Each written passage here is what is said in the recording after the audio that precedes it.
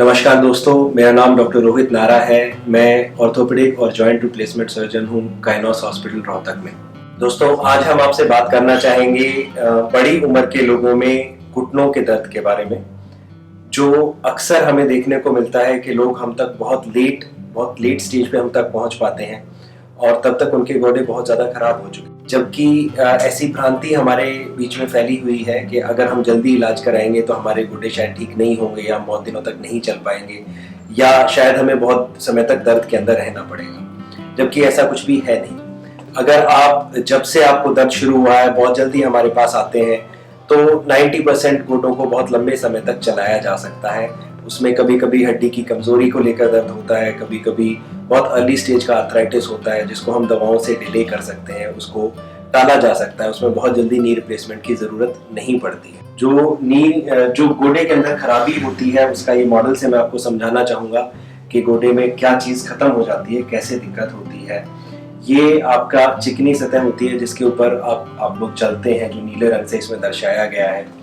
जैसे जैसे आपका गोडा खराब होता जाता है वह चिकनी सतह खत्म होती जाती है, घिसती जाती है और अल्टीमेटली जब वो पूरी तरह से घिस जाती है तो उसके ऊपर कोई भी चिकनी सतह बचती नहीं है जिसके ऊपर आप चल सके। हड्डियां खराब हो जाती हैं, जॉइंट खत्म हो जाता है और जॉइंट के अंदर छोटे छोटे टुकड़े फंस जाते हैं जिसकी वजह से आपको चलते हुए अचानक से दर्द होता है।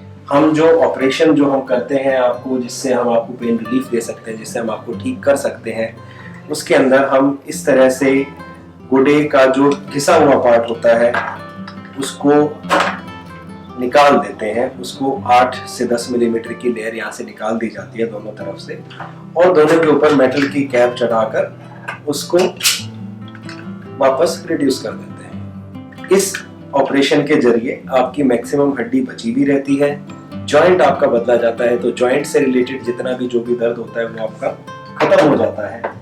इसमें अगली भ्रांति यह होती है कि आप शायद 6 महीने या 2 महीने या 1 महीने तक बेड में रहेंगे, आप चल नहीं पाएंगे। ऐसा कुछ भी नहीं है। आजकल नई सर्जिकल टेक्निक्स के सहारे हम बहुत जल्दी पेशेंट्स को मोबिलाइज करते हैं, या तो सेम ही दिन पे, ऑपरेशन वाले दिन पे, या उससे अगले दिन हम उसको वॉकर के सहारे चला देते हैं।